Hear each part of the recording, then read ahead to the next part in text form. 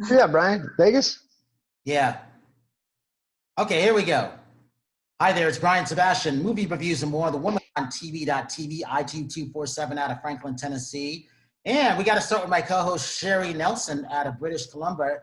I can't even speak. I've been doing too many shows. And my good friend, Chris Hicks, I have to call him Sensei Hicks because he's earned that respect with all the stuff that he's done. Chris, welcome to the show. What's been happening with you besides you getting your second degree and everything else, because you've done a lot of stuff. You've come a long way. And the reason I wanted Sherry and one of the other people on, because everybody's working and stuff like that and traveling, is I wanted them to know who you are, because when Sherry comes down, I wanted to see when you training in real life. I would love to train her. We'd have some fun. With everything going on in the world right now, it's one of the things you need to be doing is self-protection training. Chris, I was wondering, I'm always most greatest concern are senior citizens. So oftentimes they are unable to come to the gym or things like that. I know that you're an elite athlete and martial artist. Can you recommend anything for people to tell their adult parents or senior citizens, some type of protection that they could have, when you had those riots and things like that?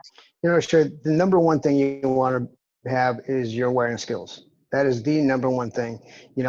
We've desensitized ourselves living in cities and being in groups like that. And the truth is if your spider sense is tingling, start listening to it.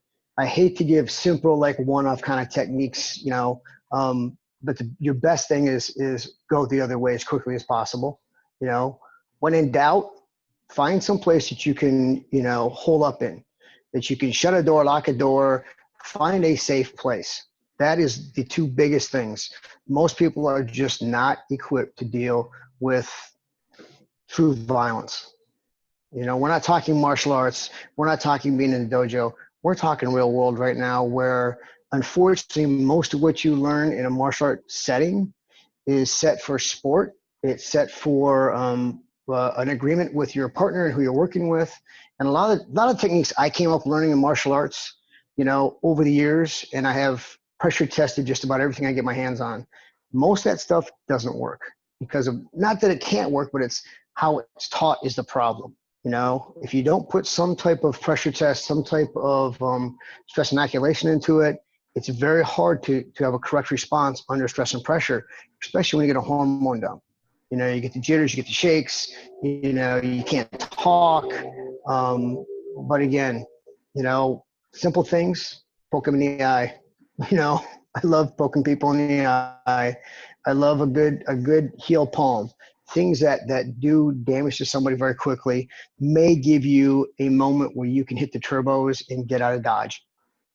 Oh, that's wonderful. Thank you. I had actually been told sometimes car keys. I know a lot of people now have fobs, but I think they said, or lipstick, put your lipstick here or your car keys. You know what I mean? I don't have, I wish I had one. There's some friends of mine that have what's called a kitty cat keychain, especially for women. And I just don't have one here right now. I always have one hanging around. I gave my last one away. And the thing with keys, better something than nothing. An ink pen works great. If you're out in the real world, you can order one of these for, where are you? Sorry. I'm trying to find my pen here. You can always go online and find what's called a tactical pen. Oh, okay. No, this is really helpful. It's layman's terms. And like you say, when your hormones and your adrenaline gets going, you black out. So this is very helpful. Yep. This is just something you go on Amazon, anywhere from $7 to $10. It's made of metal. It does work as a pen. You pull the top off. This one's sticky. Come on. There you go. You pull the top off. It works like a pen. But the other side has got a nice point on it. It doesn't take much. You have to remember that for most people, we're conditioned to do good things for people. There's a condition in our being a human that doing damage to somebody else or hurting them violently, we've been taught and trained. And as most people, unless you are a sociopath or a psychopath, we have a problem crossing that line, So really defining when that line is one of the biggest things I teach. When you're in the military, you can't do anything without somebody actually giving you command to do it. It's got to go through chain of command. Unfortunately, In the real world, we don't have that. You have you and you alone. So part of the conditioning I teach is really giving yourself permission and understanding when is it needed. And it's very, very few times that you actually have to ever do something like that. But like everything else, none of it does any good unless it's actually in your hand. You know, all those things like mace and keys, and I'd rather people be better prepared than not, you know, just simply put, be prepared, be smart, you know, if and when, walk with somebody to a car. You know, we live in a place where fear is being sold constantly on the internet all the time, you know, and whether it's, trafficking of women, that's a big thing, you know, kidnapping and things like that. You just have to be a little bit more careful these days. You know, you just have to be smart. After the riots in your area, did you get a bit of an uptick in new clients or applicants for your classes? Not so much. You know, the funny thing is people are it's much easier for somebody to sit inside and kind of watch the news and see what happens. You know, taking the steps to actually take care of yourself, we'd much rather give it up to somebody else. We'd much rather, you know, give it up to the police force. We'd much rather give it up to somebody else. Unfortunately, like I tell everybody, you are the only person that's going to be able to save you. You are the hero of your story. You are the heroine of your story. So it's up to you to take those steps on that hero's journey to learn those skills. It is your God-given right. Everybody has the ability to do and protect themselves. You really do. But you've got to go out. You've got to find the right teacher, the right trainer, the right person that has the right mentality, mindset. It's never about, being, oh, I know so much and let me show you how to do this and smack you upside the head a couple times and, see, nah, it's never about that. It really is about getting you comfortable doing things that you're really not comfortable doing. It's a very scary situation that happens very quickly and can escalate very quickly. So, again, it really comes down to the best thing you can do is be aware of surroundings. Walk outside, look around, stay off your cell phone. The things that most people tell you to do, most people don't. Yeah. For our audience, we're fortunate that Nick was able to come here today. He was inducted into the 2017 Martial Arts Hall of Fame, and he was also named Self-Defense Instructor of the Year. So you're getting really great information and education here with Mr. Hicks. So we're thankful that you're here. Thank you. Thank you very much. I enjoy being here. Brian's a long-time friend, one of my first people and first friends of mine when I first moved out here 30-some years ago now, Brian. Oh, my God. Hey, Chris, talk about coming from Flint, Michigan, coming to California. People till this day don't realize what it's like to move from another state or another country going to Los Angeles. It's not easy, is it? No, it is extremely hard. And I think it's easier when you're younger. You come out here, I was very idealistic. I came out with dreams and, I really did come out with the idea to train and study martial arts here. And you have one or two places you can go. You can go to the East Coast, New York, where there's a lot of immigrants, where you've got a lot of influx of these different arts and these different forms and the top teachers, or you can come to LA. I did a trip, I think a year before that, coming out here, decided LA was a much nicer and a warmer climate to be in. So that was an easy choice for me. Plus, a lot of the people that I wanted to train with were in LA. I ended up studying with Ben Urquidez at the Jet Center, the world famous Jet Center, for a few years. But moving out here, it is a huge culture shock. And I'd say it took me at least 6 months to a year before I even realized I was in culture shock. I came from Flint, Michigan, and I came from a little town outside of Flint, Michigan that, very small, 10,000 people maybe. I mean, it wasn't a big place. So coming out here was a huge difference, really. The grind, the populace, and we've seen, such a huge uptick in the last 30 years of just how busy the freeways have gotten, getting from here to there. It used to be from the Palisades over the hill, which I would drive all the time when I was actually living with Brian. I lived with Brian for a little while, and I would drive from the Palisades to the Valley so that I could actually go and help clean the Jet Center the Sensei Benny took me in under his wing. And I would Wow, drive I remember sometimes that. 2 or 3 times a day. You just brought back memories, Chris. Yeah, right.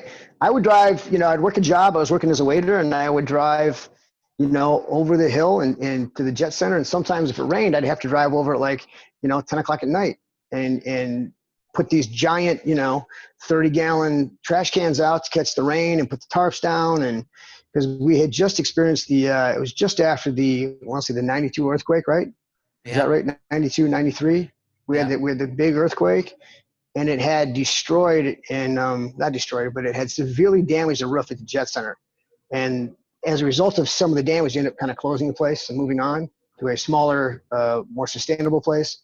But talk about great times. Talk about meeting people. Talk about just really getting to know LA. It was a very unique experience.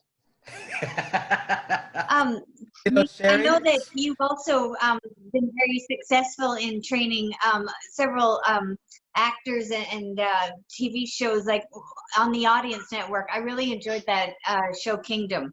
And I know that you did train one of the actors there. I think it was Matt Laurier. Yes. And when you get someone, whether it's Matt or myself, how do you determine, what are the perspectives that you look at on how you go about how you'll train that person?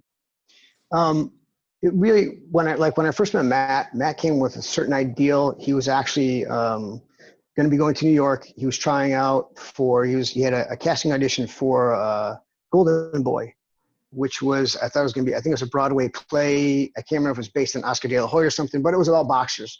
That's how I first met Matt Laurier when he came to me. So we kind of went from there, giving him some basic boxing, making him look very presentable, in front of a camera or in front of somebody. Again, we live in Hollywood, so it's not about whether you can actually be a huge badass. It's, can I make it look like I know exactly what I'm doing? Can I make it, the beautiful thing was Matt is a diligent athlete. When he went to Kingdom, and Matt was with me for about, 4 or 5 years off and on. And Kingdom was so highly rated with the MMA community because of Joe Daddy Stevenson. He did a lot of the fight choreography, and a few other people that were on the show. I mean, these guys trained so hard. John Tucker was a great guy. But both these guys, I had the privilege to train John with Matt a couple times.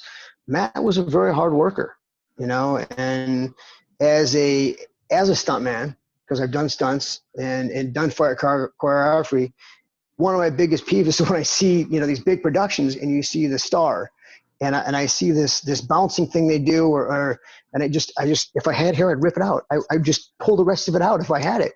You have this big production and you see them not looking the part. So again, it really comes down to just everything else. How can I be of service? What are we really looking? What is the target for you training with me? Is it to get leaner, to get stronger? Is it that, hey, I've got this particular audition coming up and I'd like to, look this way in front of a casting department, or, I need to learn this kick for that. And then again, we got to look at, do you have prior experience? What were you doing before this? Were you an athlete? If you're an athlete, it gives me a little bit, it's a little bit easier to train somebody that has some athleticism, because they have an understanding of their body. That's one of the hardest things. And then it's just a matter of time.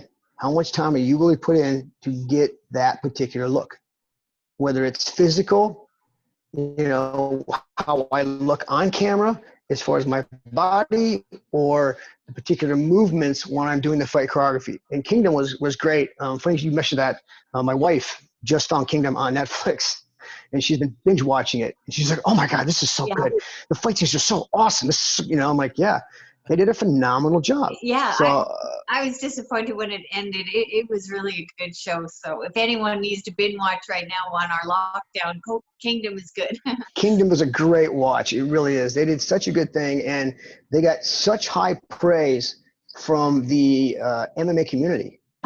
They got such a high praise from them for presenting it in a way. And the other thing that people don't realize, unless you're in that community,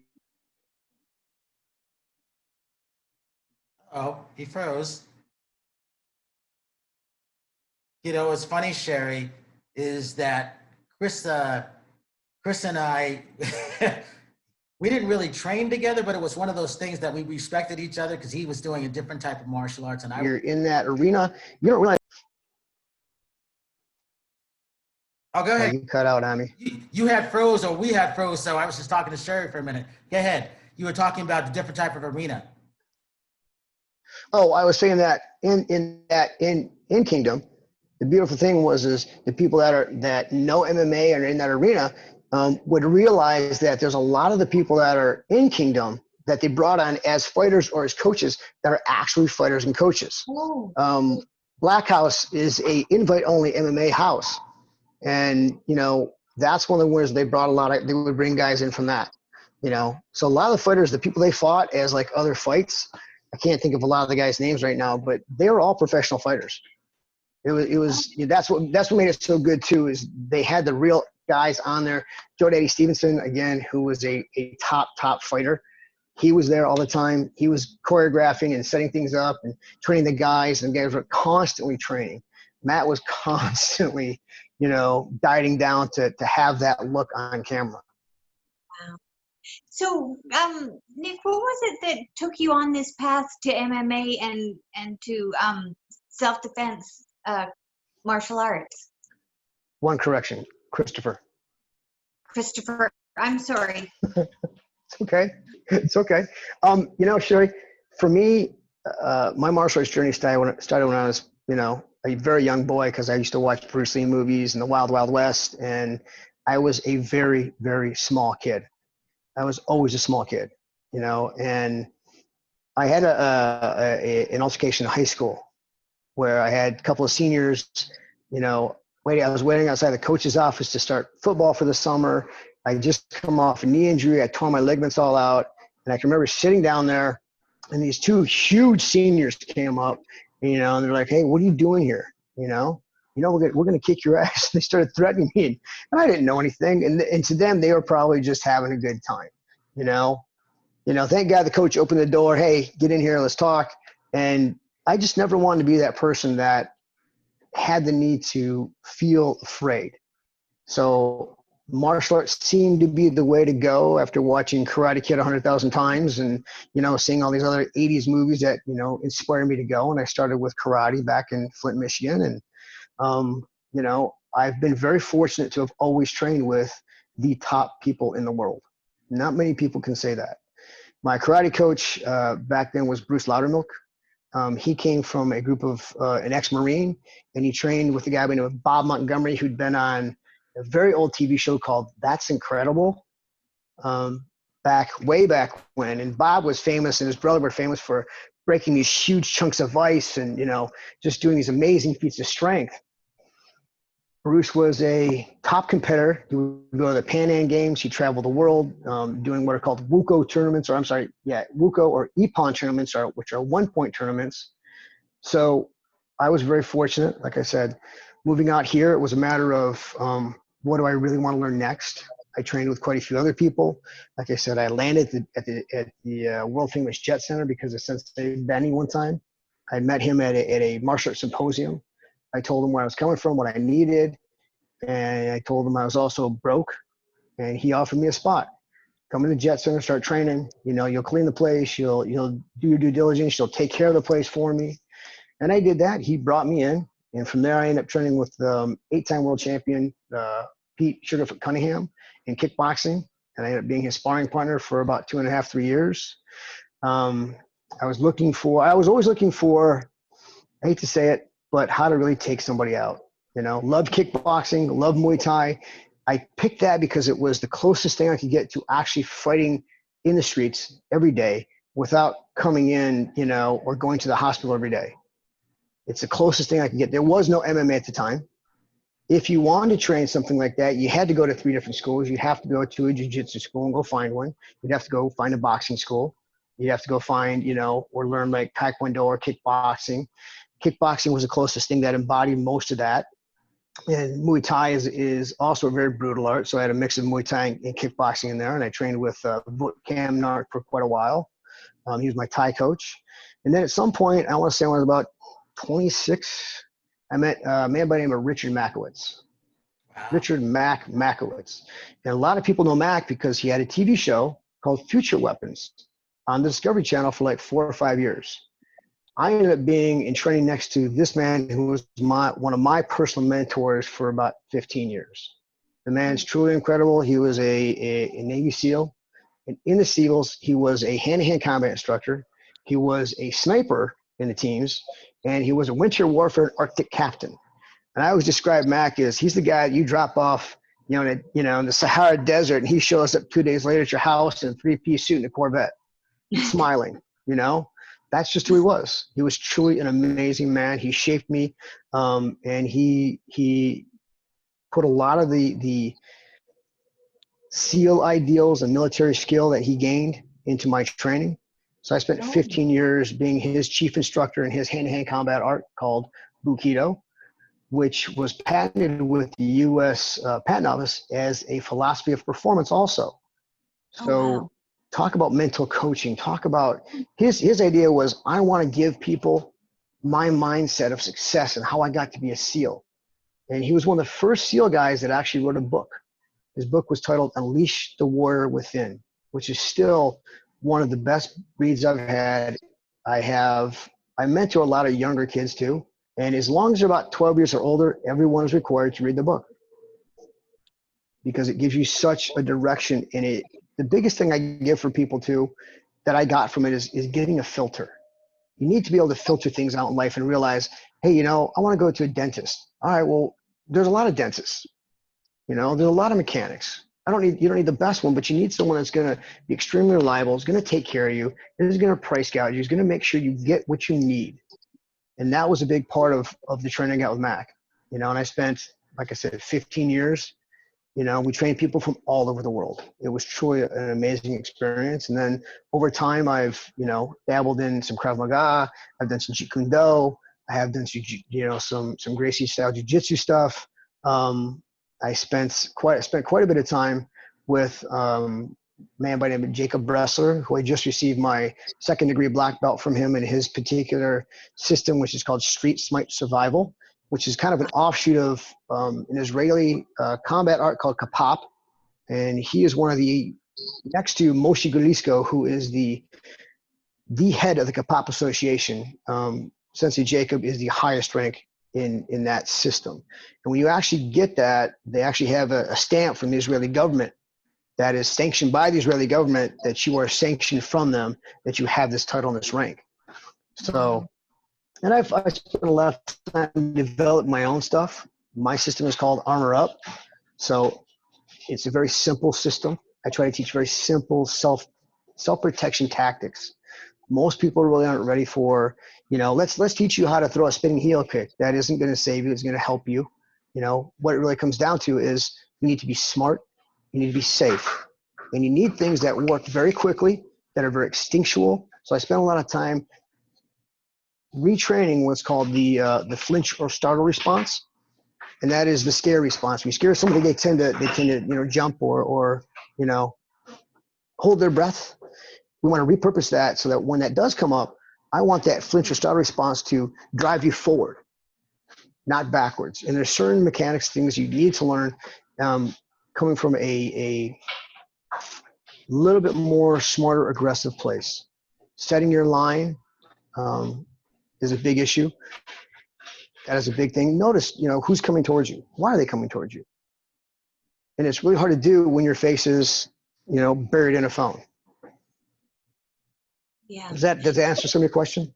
Yeah, definitely. So Chris, I never even thought about that when you said like we're innately, do good to others.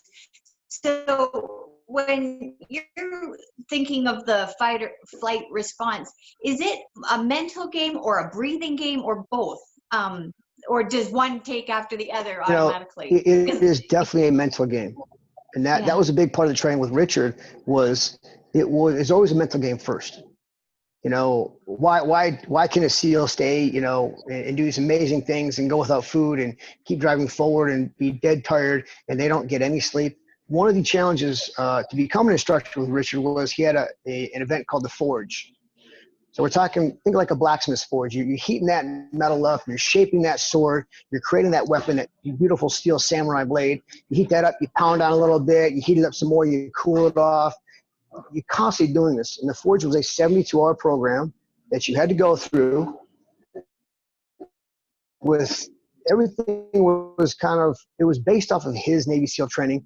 It kind of was similar to what's called Hell Week in the teams, which is, I believe, and they try to just grind you out. It's the 1 week where they lose about 80% of all applicants.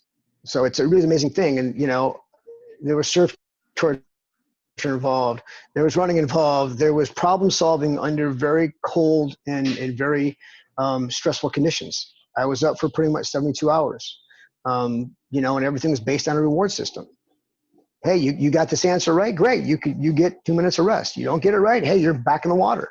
It was a very trying time, but it really shaped and honed who I was. So coming from that place too, what was the question again? I kind of shot off there. Could you refresh that? Just when you're in Fight or panic flight mode, is that a breathing, learning thing or a mind? Which is why I brought that up. It is such a mental game. It is always a mental game. How does Michael Jordan, you know, how did Kobe, or how does LeBron, how do they keep putting that ball in the basket? Yeah, they have the physical skills, but when you've got, you know, 100,000 people at Staples Center and you're the guy in the free throw line and you got these people banging these things and screaming at you, how do you bring your heartbeat, which could be up to 185, how do you bring that down in a matter of 10, 15, 20 seconds? You see them out there dribbling that ball, a bump, and they're just trying to get the breathing back under control. Because under a hormone dump and under adverse conditions, you have one or two, there's actually three. People always talk about fight or flight. What people neglect is the freeze response. So that's a big one that people don't want to talk about. Well, I don't want to freeze. Well, of course you don't. But that's part of the condition too, is you have to be conditioned to move through the freeze. But it's a mental issue. It comes down to your training. It comes down to being aware. If a dog growls at you, it doesn't take a whole lot for you to figure out, I don't want to be here. I should leave, okay? So it's the same thing with people. Again, just be aware. You see somebody coming down the street, you don't know who they are. Hey, there's nothing wrong with crossing the street. There's nothing wrong with going the other way. I'm the first person that I really come from a place of love. I really believe that, you know, in a dark room, you put a little light in there, it lights up the whole room. That's kind of where I want to come from. But you can't really do the reverse. You can't be in a dark room and bring a little dark in, you know, and have the room go dark. There's still light. So again, everything I teach comes from a very loving place. It really does, because if you don't take care of yourself, who's going to? If you have a family, your family depends on you. Well, if you don't take care of you, how are you going to go home to them? Yeah. It really is about being smarter as we move forward in life. And me knowing what I know is never about me, I got to go now. I want to show you who I am. I can do this. No, it's the exact opposite. I have more control. If you learn to shoot a gun, you're not walking around waving a gun around. It's a very high responsibility. Chris, remember those days when we were into Van Damme? Oh, God, yes.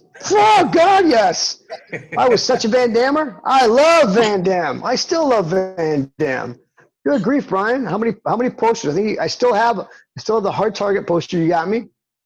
I have them rolled up in a tube in there at some point in my life when I have a bigger home or I have a nice big studio. I'll put those things back up. I've saved those. Oh yeah.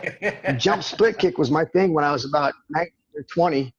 I still have a picture where I'm training with somebody back in Michigan, and the guy was about 6'2", and I stand about 5'6", and my legs are up, split in the air at his head height.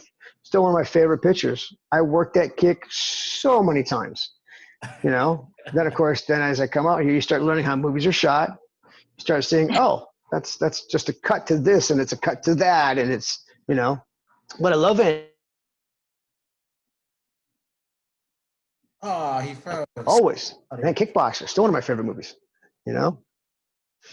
You know, it's funny. We got about 5 minutes. Are you back? Chris, talk about some of your favorite films just in general, because you, no matter what, you would always want to watch films. We like watching movies in general. Oh And God, yeah. you were God, going to yeah. be in the movie business, but I didn't know what facility or what capacity you were going to be in, but also training women. Women, I think, is always more important because I always thought women were the best fighters. Would you agree with that or no? Repeat that. You cut out there for a second. Oh, some of your favorite films, and then I always thought women were some of the better fighters. Very true. Very true. Some of my favorite films. Last Dragon, still one of my favorite films to this day. Not so much, I love some of the martial arts stuff in it, but I love some of the meanings behind the Matrix and what the Matrix is really about. Some of the deeper meanings in there. I use the Matrix often when I'm teaching about things. What else? Man, there's so many of them. Man, I can't remember that one. There's one Sensei Benny that I love that he always says hot dog, and I haven't seen it. It was a 1970s movie. But what are the newer ones? Love the John Wick movies. You can't go wrong with John Wick. Oh, yeah. You know, the martial arts skill in there is just phenomenal. The training they put in is phenomenal. Again, another Keanu Reeves, hit. Born Identity, the first one I love with Matt Damon. I love them all, but I really love one of the first ones. That was one of the ones that, you saw that you're like, wow, that was really cool. Very inventive. Love the new James Bond. Love Daniel Craig as James Bond. I love to see, it's a much rawer look at it, kind of how James Bond is, especially Casino Royale. You kind of see him kind of gaining gaining who he really is in that movie. He's not super smooth at the fight. He's not super, polished, but it's raw. I love that. Hey, Chris, talk about how are you guys training with mask on? How has everybody entered the dojo these days, and what's the procedure?